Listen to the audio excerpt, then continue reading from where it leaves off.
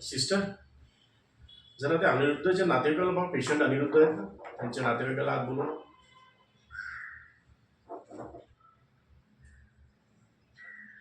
या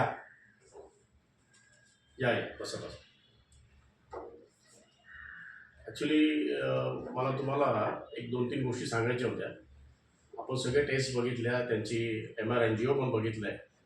तर त्यांना जी अमेरिकेशी लढताना जी गोळी त्यांच्या डोक्याला चाटून गेली होती किंवा लागून गेली होती, त्यामुळं त्यांच्या ब्रेनचे टिश्यूज हे डॅमेज झालेत, सेल्स असतात ते डॅमेज झाल्यात. आणि काय आहे की त्या कालांतराने वेळेनुसार वाढत जातील, डॅमेज होण्याचं प्रमाण वाढत जाईल.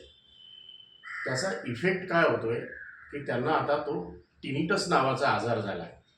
टिनिटस म्हणजे काय, तर कुठलीही ध्वनी किंवा आवाज आपल्याला जो ऐकू येतो त्याचा प्रमाण हे 10-20 पटीने त्या आजारी माणसाला ऐकायला जातं.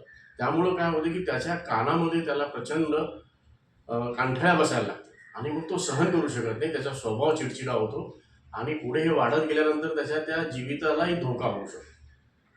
तर ह्या सगळ्या गोष्टी लक्षात घेता आपण अगदी योग्य वेळेस आपण आता हे निदान केलेलं आहे. तर मला जर तुम्ही सल्ला विचारला तर त्याचा इलाज घाबरण्यासारखं काही नाही, त्याचा इलाज होऊ शकतो.